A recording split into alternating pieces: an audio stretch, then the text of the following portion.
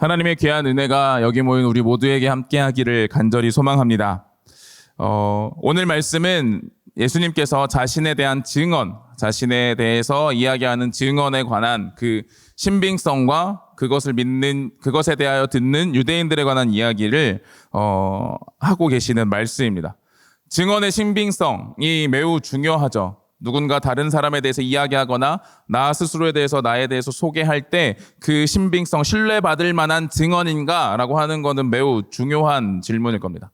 그런데 사람이 사람을 증언하고 또 사람에 대해서 이야기할 때 보면 굉장히 객관적이라고 우리는 평가하고 스스로에 대해서 말하거나 다른 사람에 대해서 말하려 하지만 실제는 객관적이보단 굉장히 주관적인 모습으로 우리가 나에 대해서 또 다른 사람에 대해서 이야기하거나 증언을 하게 되는 거죠.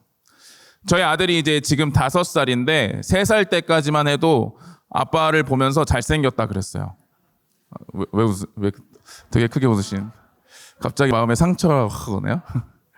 네. 그런데 이제 딱 5살이 되는 순간부터 말이 바뀌었어요. 아빠 배가 크다고 얘기를 하더라고요. 그래서 너무 안타까워요. 감사합니다. 네. 그러니까 경험과 보는 눈과 기준이 변하면서 그 아이가 아빠를 바라보는 그리고 아빠에 대해 이야기하는 내용이 달라지는 거죠. 근데 아이의 모습뿐만 아니라 우리는 누군가에 대해서 증언하고 누군가에 대해서 이야기할 때 보면 우리는 객관적이라고 생각하고 이야기하지만 실상은 굉장히 주관적인 경험을 가지고 이야기할 수밖에 없다라는 거죠. 그래서 증언의 신빙성이 매우 중요한데 그 증언에 대해서 우리가 깨닫게 되고 분명하게 믿게 되기보다는 의심을 먼저 하게 되는 게 우리의 모습일 겁니다. 여러분들 이제 누군가 소개팅을 여러분들에게 해준다고 생각해 보세요. 누구에 대해서 이제 소개팅을 해주겠다고 제가 만약에 어떤 형제를 우리 자매님들한테 소개시켜준다고 제가 아는 그 형제가 너무 신앙도 좋고 잘생기고 키도 크고 막 이래 제가 보기에는 그런 거예요. 그래서 막 소개를 해줬어요. 그래 딱 만났는데 그 만난 자매님이 저한테 뭐라고 하는 거죠. 왜 거짓말을 하냐. 근데 제가 보기에는 그렇거든요. 뭐 이런 경험들이 있으시잖아요. 그렇죠? 소개팅 해보시면 그런 경험들을 마주하게 되잖아요. 그런 경험들을 하게 되는데 그러면 이제 그 증언의 신빙성을 믿을 수 없는 거예요. 사람의 증언의 신빙성, 사람의 말에 대해서 우리가 신뢰를 못하게 되는 겁니다. 근데 예수님도 지금 자기에 대해서 소개하고 계시는데 자기가 하나님의 뜻을 가지고 하나님의 마음을 가지고 나의 뜻이 하나님의 뜻이고 나의 행위가 하나님의 행위다라고 이야기하고 있는 그 증언을 유대인들한테 말하고 있는데 그 유대인들이 이 예수님의 증언에 대해서 신뢰하지 못하고 있으니까 오늘 말씀을 이야기하고 있는 내용이다라고 생각하시면서 우리 말씀을 같이 보면 좋을 것 같습니다. 예수님은 자신을 위하여 자신이 증언하지만 그 자신을 위하여 증언하는 이가 따로 있다라고 말씀합니다. 요한복음 5장 32절 말씀인데요. 같이 한번 읽어보겠습니다. 시작. 나를 위하여 증언하시는 이가 따로 있으니 나를 위하여 증언하시는 그 증언이 참인 줄 아노라. 아멘. 예수님이 말씀하시는 거예요. 내가 지금까지 나에 대해서 이야기했는데 나에 대해 증언할 이가 따로 있다라고 이야기합니다. 자신을 위해 증언하는 이가 따로 있으니 그에 대해서 지금 이야기할 것이다. 그게 어떤 것인지에 대해서 너에게 말할 것이다 라고 이야기하고 있는 거예요. 그런데 지금 너희들이 듣고 너희들이 깨닫기 위해서 그 필요한 증언을 한 사람을 이야기할 텐데 그 증언을 했던 사람이 누구였냐면 세례 요한이었다라고 이야기하십니다. 세례 요한의 증언이 그들을 위하여, 그들의 구원을 위하여 굉장히 중요한 역할을 할 수 있다라고 이야기하는 거죠.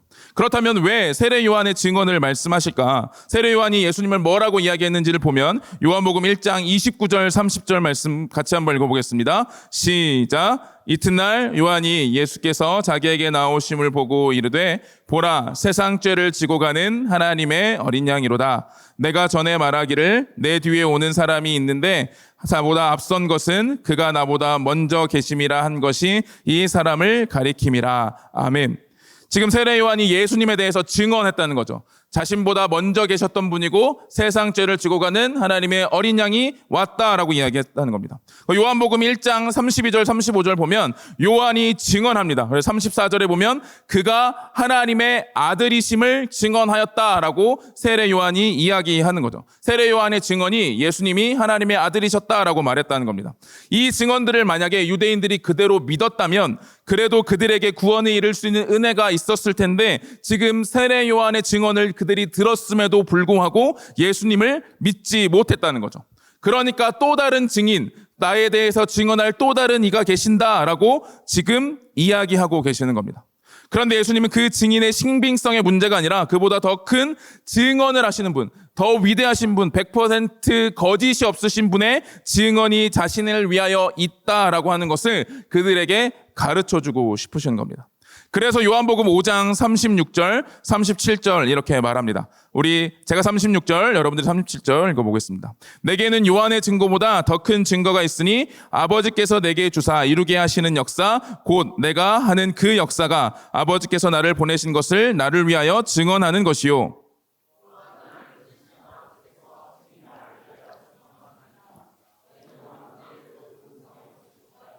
그 영상을 보지 못하였으며. 아멘. 예수님이 요한의 증거보다 더 큰 증거가 있다라고 말씀하시면서 두 가지를 말씀하시는 거예요. 첫 번째 뭐죠?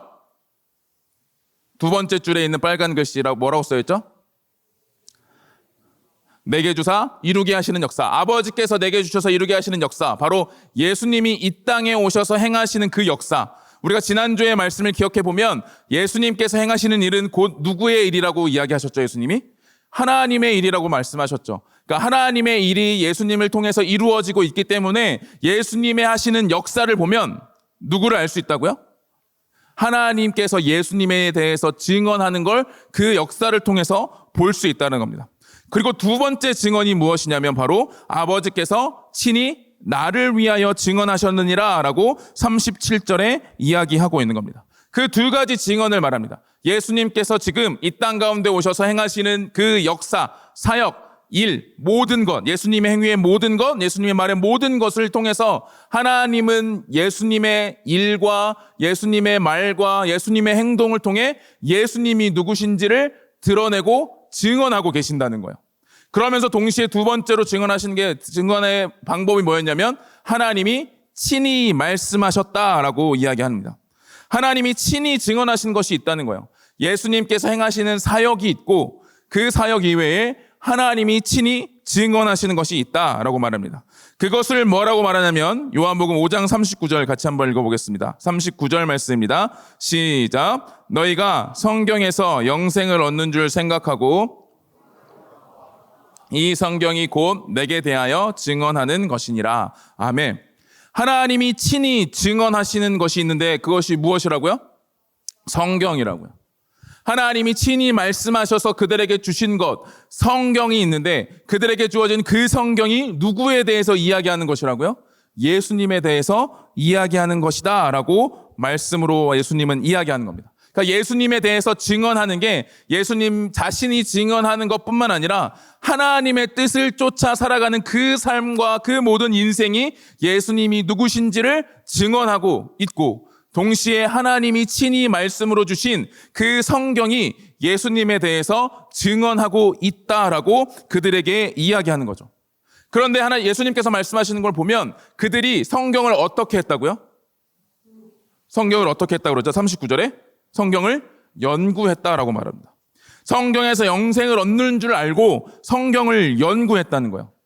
그런데 그 성경을 연구했음에도 불구하고 그들의 모습이 어떠했느냐라는 것을 요한복음 5장 37절 38절은 이렇게 말합니다.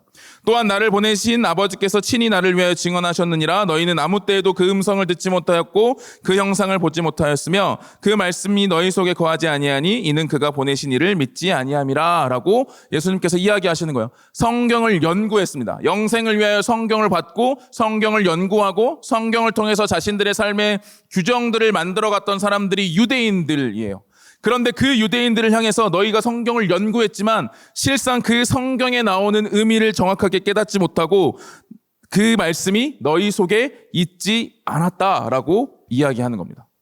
그들은 영생을 원해서, 영원한 생명을 원해서 성경을 연구했다라고 말하지만 실상 그들은 참된 영생, 참된 생명을 구하는 마음으로 성경을 연구한 것이 아니라 지금 이 땅을 살아갈 수 있는 삶의 유익, 이 땅에서 영원히 즐겁고 행복하고 자신들이 누릴 수 있는 유익을 얻기 위하여 성경을 연구했다라고 하는 것을 예수님께서 말씀하고 계시는 겁니다.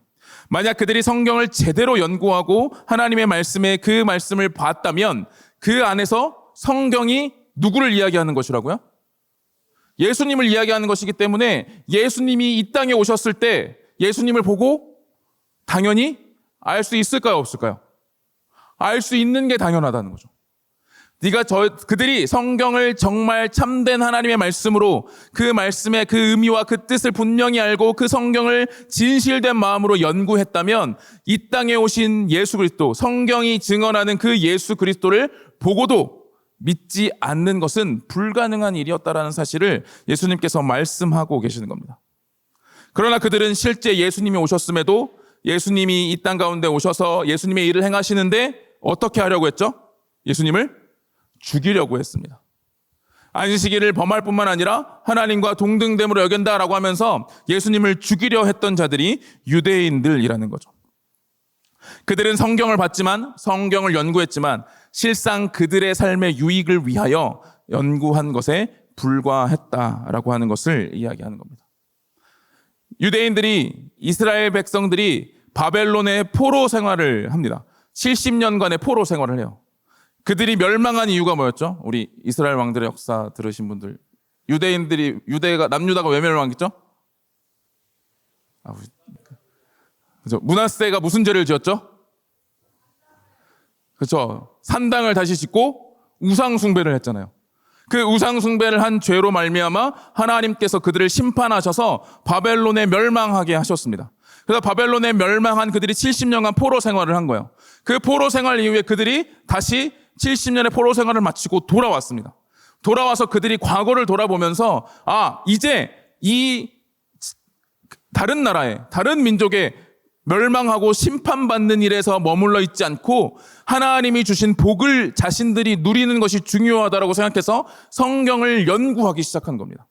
그렇게 처음의 의도는 그렇게 나쁜 의도가 아니었지만 그 성경을 연구하면 연구할수록 하나님께서 주신 예수 그리스도, 다시 오실, 이 땅에 오실 예수 그리스도를 바라보며 구원자가 있음을, 이 말씀을 내가 진짜 이룰 수 있는 존재가 아니라 정말 진정한 구원자가 오셔야만 내가 영생을 누릴 수 있다라고 하는 것을 성경을 통해서 깨닫고 바라본 것이 아니라 지금 그들에게 주어진 그 말씀을 내가 이루고 이것을 실천하고 완벽히 수행해 가면 하나님이 나에게 복을 주실 수밖에 없는 분이다라고 생각하면서 이 땅에서의 삶과 유익과 복을 위하여 성경을 연구하고 그 연구한 결과로 율법을 세워가고 안식일에 39가지나 되는 규정을 만들어서 그들이 안식일을 거룩하게 지킨다라는 미명 아래 사람들을 옥죄고 그 율법 아래에 매여 있도록 만든 것이 유대인들의 모습이었다는 거죠.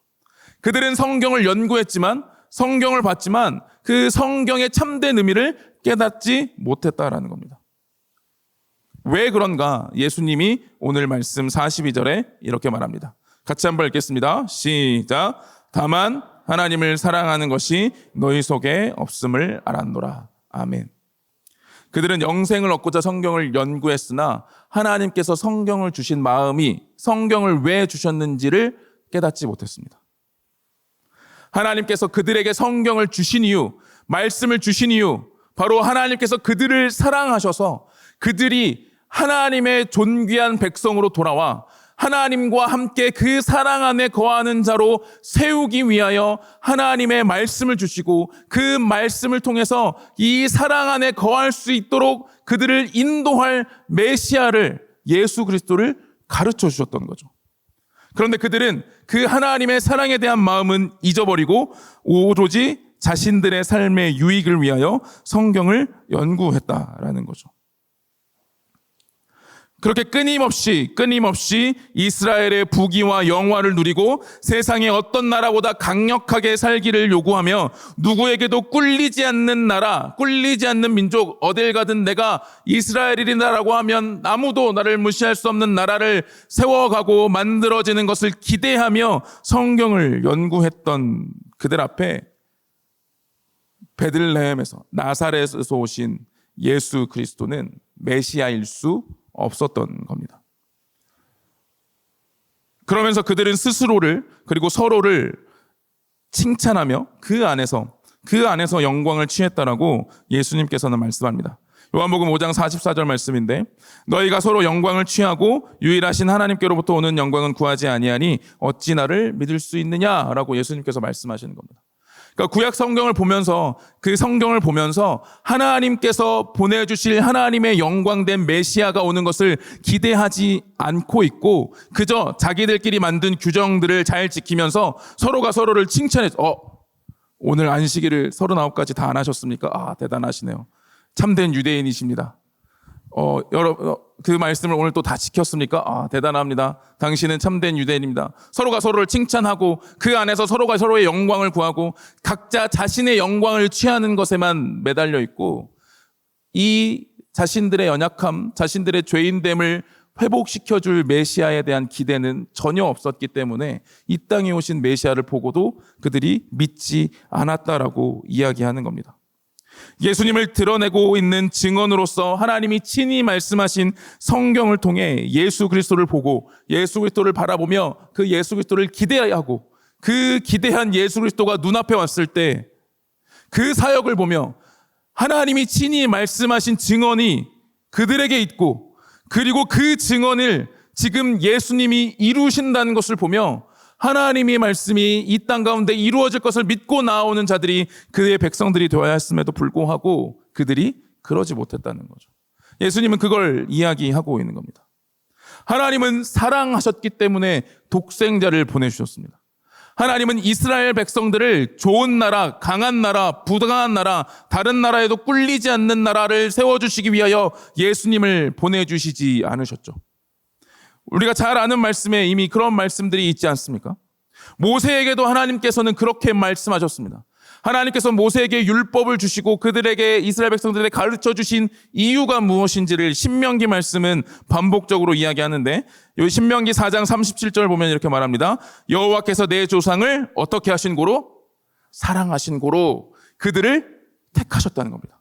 그의 후손인 그들을 택하셨다는 거죠. 신명기 7장 8절은 이렇게 말합니다. 여호와께서 다만 너희를 어떻게 하심으로? 사랑하심으로 말미암아 너희 조상들에게 맹세하신 맹세를 지키게 하려 함이다라고 이야기하시며 자신의 권능의 손으로 너희를 인도한 이유, 애굽에서 탈출시킨 이유는 무엇 때문이라고요? 그들을 사랑하셨기 때문이라는 거예요. 신명기 10장 15절 말씀도 마찬가지입니다. 여호와께서 오직 내 조상들을 기뻐하시고 그들을 어떻게 하셨다고요? 사랑하셨다고요. 그래서 너희를 만민 중에 택하셨다라는 것이죠. 신명기 33장 3절 같이 한번 읽어보겠습니다. 시작. 여호와께서 백성을 사랑하시나니 모든 성도가 그의 수중에 있으며 주의 발 아래에 앉아서 주의 말씀을 받는도다. 아멘. 여호와께서 어떻게 하셨다고요? 백성을 사랑하셨다고요. 모세를 통해서도 하나님께서 가르쳐 주신 마음은 그거였습니다. 그들을 출애굽시키고 그리고 가나안 땅으로 인도하며 그 땅에서 살게 하는 모든 목적의 중요한 근원은 하나님이 그들을 사랑하셨기 때문이라는 거죠. 그럼 뭐예요? 말씀을 주시고 말씀을 그들에게 가르쳐 주신 이유는 뭘까요? 그 사랑을 알라는 거죠. 내가 너희를 애굽에서 탈출시킨 이유는 너희를 위대한 나라, 위대한 국가로 만들기 위한 것이 아니라 내가 너희를 사랑하기 때문이라는 것을 알려주고자 하셨다는 거예요. 내가 너희를 택하여 가나안 땅으로 인도하는 이유는 그 땅이 아주 좋은 땅이어서 너희에게 좋은 선물을 주기 위한 게 아니라 내가 너희를 사랑하여서 너희의 인생과 삶을 온전히 끝까지 이끄신다는 것을 가르쳐주기 위해서 그곳으로 인도하신다라고 하는 걸 이야기하는 겁니다. 하나님은 그의 백성들을 향해 자신의 사랑을 드러내고 싶으셨던 겁니다. 모세의 율법, 모세에게 주어진 말씀, 그 모든 것들이 자신이 그의 백성을 얼마나 사랑하시는지를 가르쳐주는 사랑의 고백과 메시지였다라는 거죠. 하나님은 그것을 가르쳐 주셨던 겁니다. 그리고 백성들에게 요청하시는 겁니다. 나의 사랑을 알고 어떻게 하라고요? 어떻게 하라고 말씀하시는 걸까요? 내가 너희를 사랑하였으니 너희도 나를 사랑하라. 신명기 5장 10절입니다. 나를 사랑하고 내 계명을 지키는 자에게는 천대까지 은혜를 베푸느니라. 신명기 6장 5절입니다. 너는 마음을 다하고 뜻을 다하고 힘을 다하여 내 하나님 여호와를 사랑하라. 아멘. 하나님이 요청하시는 것 그것이었습니다. 마음과 힘과 뜻을 다해 뭐 하라고요? 사랑하라고요. 누구를? 여호와 하나님을 사랑하라고요. 마음과 힘과 뜻을 다해 많은 것을 이뤄내라 말씀하신 게 아니라 마음과 뜻과 힘을 다해 여호와 하나님을 사랑하라 말씀하셨다는 겁니다. 왜요? 하나님이 그들을 사랑하셨기 때문이라는 거죠. 그 사랑의 은혜를 드러내며 말씀하신 그 성경을 보고도 예수님을 그래서 사랑 때문에 보내주신 그 예수님을 보고도 사랑을 알지 못하는 자들을 향해 예수님은 말씀하고 계셨던 겁니다. 요한복음 3장 16절 말씀은 이렇게 말하죠. 하나님이 세상을 이처럼 사랑하사 독생자를 주셨으니 이는 그를 믿는 자마다 멸망하지 않고 영생을 얻게 하려 하심이라. 아멘. 영생을 얻고자 성경을 연구했던 그들에게 영생을 얻기 위하여 사랑으로 우리에게 주신 예수 그리스도가 왔음에도 성경을 보고도 깨닫지 못하고 오신 예수님의 사역을 보고도 깨닫지 못하여 그러므로 말미암아 예수님을 죽이려 하는 그 유대인들을 향해 예수님은 말씀하셨던 겁니다. 그렇게 그들이 성경을 연구했음에도 그들은 알지 못했고 수없이 많은 규정을 만들어 율법을 지킨다 말하고 모세를 따른다고 말했습니다. 모세들을 자신들이 따르고 모세의 뜻을 따라 사는 존재들이라고 그들은 스스로를 믿었습니다. 그래서 예수님은 오늘 5장 45절 46절 말씀에 이렇게 말합니다. 같이 읽겠습니다. 시작. 내가 너희를 아버지께 고발할까 생각하지 말라. 너희를 고발하는 이가 있으니 곧 너희가 바라는 자 모세니라. 모세를 믿었더라면 또 나를 믿으리니 이는 그가 내게 대하여 기록하였음이라. 아멘. 모세가 기록한 것은 예수님을 드러내시기 위한 하나님의 사랑으로 오실 예수 그리스도를 보여주기 위한 기록이었다는 겁니다.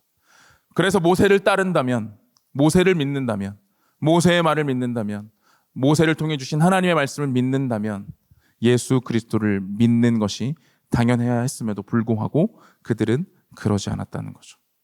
그래서 예수님이 그들을 고발하는 게 아니라 그들이 믿었던 모세가 오히려 그들을 고발한다는 겁니다. 모세의 의도와 다르게, 모세가 했던 그 의도와 다르게, 그 의도와 다르게 말씀을 적용하려 했던, 말씀을 자신들에게 삶을 삼으려 했던 그들을 향해 고발한다라고 예수님께서 말씀하고 계시는 것이죠. 하나님은 사랑을 드러내시고 그 사랑의 원천으로서 예수 그리스도를 말씀을 통해 가르쳐 주셨습니다.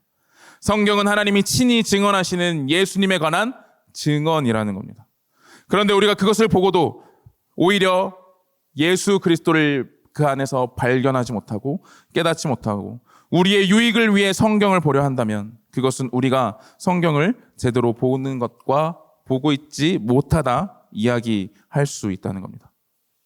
여러분 한번 생각해 보십시오. 여러분이 누군가를 좋아하는 마음을 가지고 이제 너무 아날로그적이긴 하지만 이렇게 편지를 써보신 적 있어요? 그래 어쨌든 들어보세요. 편지를 써봤다고 생각해 보세요. 나의 마음을 다해서 그 사람을 향한 마음을 담아서 편지를 이렇게 쭉 써서 그 사람에게 딱 줬습니다. 나의 사랑하는 마음을 담아. 편지를 주는 목적은 뭐예요? 나의 사랑을 알아주고 또 나도 그에게 사랑받기를 원하며 그 마음으로 편지를 쓸 거 아닙니까? 그럼 딱 편지를 받은 사람이 그 편지를 분석하기 시작하는 거예요. 오타가 뭐가 있고 문법이 좀 틀린 것 같고 앞뒷말이 좀 다르고 그래서 이 이야기를 볼 때 이걸 고치고 수정해서 내가 다른 편지에 써먹어야겠다 생각한다고 생각해 보세요. 이 편지의 의도와 전혀 다른 방법으로 지금 이 편지를 보면서 이 편지를 왜곡시키고 본질의 의미를 모르는 거죠. 지금 하나님의 말씀을 대하는 유대인들이 그랬다는 겁니다. 그리고 혹 지금 우리가 하나님의 말씀을 그렇게 대하고 있지는 않은가라고 하는 것을 우리에게 경계하고 계시는 겁니다. 하나님의 말씀을 보며 하나님의 말씀을 묵상하며 나의 삶에, 나의 유익에, 내 생각과 내 지식과 내 이해에 맞는 것을 찾아 내가 원하는 것을 발견하기 위하여 하나님의 말씀을 보려 한다면 유대인들과 별반 다르지 않은 모습으로 우리는 신앙생활할 수밖에 없다라고 하는 것이죠. 그런데 우리가 이 말씀을 보며 예수 그리스도를 발견하고 예수 그리스도에 대해 알아가고 예수 그리스도를 깨닫게 되고 예수 그리스도로 말미암아 나의 인생을 구원하시는 하나님을 발견하게 될 때 그 마음과 그 뜻 안에서 그 하나님의 사랑을 느끼게 될 때 우리가 참된 하나님의 말씀을 묵상하는 모습으로 설 수 있다라고 하는 것을 이야기하고 있는 겁니다. 성경을 바라보고 하나님의 말씀을 보며 하나님이 친히 예수 그리스도에 대해 증언하신 이 말씀이 우리에게 있으니 이 말씀을 통해 예수 그리스도를 바라보고 하나님의 사랑을 깨닫는 것을 향해 나아가는 것이 우리의 하나님의 말씀을 대한 친히 증언하시는 그 말씀에 대한 우리의 태도여야 한다라는 사실, 우리의 마음이어야 한다는 사실을 성경은 분명하게 우리에게 가르쳐 주고 있는 겁니다. 성경은 그저 나의 삶에 어떤 유익을 주기 위해 쓰여진 고대의 글이 아닙니다. 나에게 주어진 어떤 명언과 같은 것들이 주어져서 내 삶에 조금 도움이 될 만한, 내가 조금 어려울 때 힘이 될 만한 글이 주어지는 것이 성경이 아니라는 것이죠. 그래서 이 성경은 처음부터 마지막까지의 한 주제로 예수 그리스도로 묶여 있다라고 이야기합니다. 구약 성경을 통해 우리의 죄악과 우리의 연약함을 보게 하시고 다 오실 메시아 예수 그리스도를 보게 하시는 말씀이 구약 성경의 말씀이고요. 이 땅에 오신 예수님의 사역과 그 말들을 통해 예수님이 누구시고 어떤 일을 행하셨고 그를 통해 우리에게 어떤 것이 주어졌는지를 가르쳐주는 게 신약 성경의 말씀이고 마지막 요한계시록을 통해 다시 오실 예수 그리스도가 우리에게 약속되어 있다는 것을 바라보는 것이 바로 성경의 이야기라는 거죠. 그래서 우리는 이 성경을 보면서 하나님의 말씀을 묵상하고 하나님의 사랑을 알아가며 예수 그리스도를 통해 그것을 깨닫는 자가 되어야 한다는 겁니다. 우리의 삶의 태도가, 말씀을 대하는 태도가 단순히 내 삶에 유익을 주는 말씀들을 찾는 것이 아니라 그 안에 예수 그리스도를 발견하고 그 예수 그리스도를 통해 하나님의 마음을 향해 나아가는 것이 우리의 말씀을 대하는 태도가 되어야 한다는 것이죠. 연초가 되면 그 말씀 뽑기 하잖아요. 올해 뽑으신 거 다 갖고 계세요? 가끔씩 보면 제가 이제 이렇게 들고 다니잖아요. 이렇게 송구영 신예배 때 가끔씩 보면 이렇게 보고 집어넣으시는 분이 있어요. 왜 집어넣을까요? 마음에 안 들어서. 올해 나에게 주신 말씀은 이게 아니야. 다시 뽑는 거야. 하나님의 말씀이 그런 건가요? 물론 그럴 때가 있어. 딱 뽑았는데 저도 올해 좀 힘들겠네. 뭐 이런 그런 생각을 하게 하는 말씀들이 있을 수가 있죠. 그런데 하나님의 말씀은 그저 단순히 나의 삶에 어떤 유익을 주기 위해 내 삶을 위로해 주기 위해 전해주는 말씀이 아니라 예수 그리스도를 보게 하시기 위한 하나님의 말씀이라는 거죠. 1800년대 중반에 찰스 스펄전이라고 하는 목사님이 있습니다. 올해 저희 6월에 추천도서로 같이 나누고 있는 그 낙심할 사람들에게 주어지는 그 글을 쓴 분이에요. 그 찰스 스펄전 목사님이 유명한 그 설교의 대가, 그 설교의 황태자, 막 이렇게 사람들한테 칭송을 받았대요. 그리고 그 당시에 이제 같이 유명했던 그 설교가가 있는데 조셉 파커라고 하는 설교가가 있었다고 합니다. 기독교 설교의 역사에서 뛰어난 설교자들이래요. 그래서 스펄전의 설교를 듣기 위해서 런던을 방문한 목사님들이 또 조셉 파커라고 하는 목사님이 그곳에 참여해서 그 설교를 또 듣고 나왔다는 거죠. 소문대로 이제 그 파커 목사님 설교를 먼저 들었는데 설교가 깊고 되게 감동적이었다고 합니다. 그래서 떠나면서 사람들은 한 목소리로 외쳤대요. 위대한 설교자, 조셉 하커는 위대한 설교자야 라고 외쳤다는 거예요. 그리고 그날 밤에 일행이 스펄전 목사님이 설교하시는 곳에 가서 그 교회에서 예배를 드리고 설교를 듣고 나오며 사람들이 이야기했답니다. 정말 위대한 예수 그리스도. 뭐가 다를까요?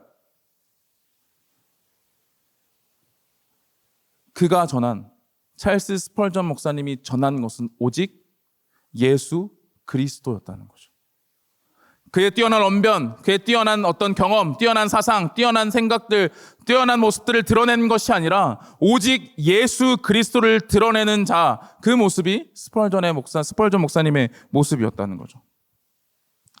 이 이야기를 제가 예화로 들으면서 제가 그런 목사가 되기를 간절히 소망하고 기도해야겠다라는 마음을 품었습니다. 저를 위해서 기도하실 때 그렇게 기도해 주십시오. 하나님의 말씀을 전하는 자가 단순히 여러분들의 삶에 어떤 만족감을 주기 위하여 하나님의 말씀을 선포하고 드러내는 자가 아니라 참된 그리스도, 우리를 구원할 그리스도, 우리의 모든 문제와 능력을, 우리의 모든 문제와 상황을 내려놓고 우리의 인생을 맡길 수 있는 예수 그리스도가 누구이신지를 드러내는 설교자가 되기를 소망합니다. 그리고 우리 청년부 공동체가 하나님의 말씀을 보며 예수 그리스도를 분명하고 확실하고 더 깊이 깨달아 말씀을 통해 위대하신 예수 그리스도를 찬양할 수 있는 청년부가 되기를 간절히 소망합니다.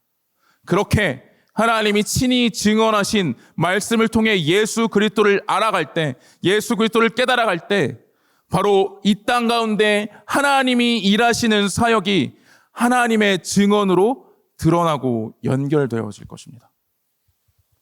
우리의 삶에 하나님은 여전히 일하신다 고백합니다. 하나님은 여전히 우리를 위하여 인도하시는 분이다 라고 말씀합니다. 하나님은 여전히 우리를 지키시고 보호하시는 분이다 라고 이야기하고 있습니다. 그런데 우리가 그것을 경험하지 못하고 깨닫지 못하고 바라보지 못하는 이유는 무엇이냐면 바로 말씀을 통해 예수 그리스도를 보고 있지 않기 때문이라는 겁니다. 그저 내가 바라는 것을 바라보기를, 알게 되기를 원하며 말씀을 보고 있다면 우리는 그걸 깨달을 수 없다는 거죠. 하나님은 여전히 여러분들을 위해서 일하고 계십니다. 하나님은 여전히 하나님의 사역을 성실하고 신실하고 확실하게 일하시는 분입니다. 그것은 결코 끊어지지 않고 포기하지 않는 하나님의 사역입니다. 하나님은 그렇게 일하고 계시는 그 일을 우리가 보기를 원하십니다. 그래서 말씀을 주시고 말씀을 통해 예수 그리스도를 보게 하시고 말씀을 통해 예수 그리스도로 변화된 나를 보게 하시고 그리고 그 삶의 역사하시는 하나님을 보게 하신다는 겁니다. 그것을 예수님은 유대인들에게 또한 우리에게 오늘 가르쳐주고 있는 겁니다. 사랑하는 우리 동광의 청년지체 여러분, 하나님은 여러분들을 사랑하셔서 하나님의 말씀을 주셨습니다. 사랑하셔서. 이 말씀이 여러분들을 옥죄고 얽매이게 하기 위하여 주어진 말씀이 아니라 하나님은 여러분들을 사랑하셔서 주셨고 함께 그 사랑 안에 거하길 원하는 마음으로 이 말씀을 주셨습니다. 이 말씀을 통해 예수를 바라보며 그 사랑을 기억하라고. 로마서 5장 8절에 이렇게 말합니다. 우리가 아직 죄인 되었을 때 그리스도께서 우리를 위하여 죽으심으로 하나님께서 우리에 대한 자기의 사랑을 확증하셨느니라. 아멘. 그리스도께서 우리를 위하여 죽으심으로 하나님께서 우리를 향한 하나님의 사랑을 확증하셨다 말합니다. 그 사랑이 우리를 위하여 온전히 드러나고 있음을 예수 그리스도의 사역을 통해 우리에게 보게 하시는 겁니다. 우리는 그래서 예수님의 십자가를 보면 그의 고통과 그의 괴로움과 그의 아픔을 보는 것이 아니라 하나님이 우리를 향한 사랑이 얼마나 큰지를 보게 되는 것이죠. 예수님이 행하신 말들을 보며 하나님이 나를 얼마나 사랑하셨는지를 그 말들을 통해 하나님의 말씀을, 마음을 듣게 되는 겁니다. 이제 요한복음의 말씀을 마무리합니다. 오늘 이제 마지막 요한복음 5장을 통해서 1장까지 5장까지 봤던 그 말씀들을 마무리하게 될 텐데 여러분 요한복음 1장에서 5장까지 보며 여러분들은 어떤 예수 그리스도를 발견하셨습니까? 어떤 예수 그리스도를 알게 되셨습니까? 어떤 예수 그리스도를 더 깊이 경험하셨습니까? 그래서 그 하나님의 사랑을 느끼셨다면 하나님이 그 말씀을 통해 일하고 계셨음을 기억할 수 있기를 간절히 소망합니다. 하나님은 그렇게 일하고 계십니다. 여러분들 앞에 주어진 이 말씀을 통해서, 여러분들의 핸드폰 속에 있는 그 성경을 통해서 지금도 여전히 하나님은 그 사랑을 고백하고 계십니다. 그 사랑을 알고 그 사랑을 기억하며 하나님 앞에 우리도 사랑하겠다 고백하는 저와 여러분이 되기를 간절히 소망합니다. 시간 같이 찬양하며 기도하며 나아가겠습니다.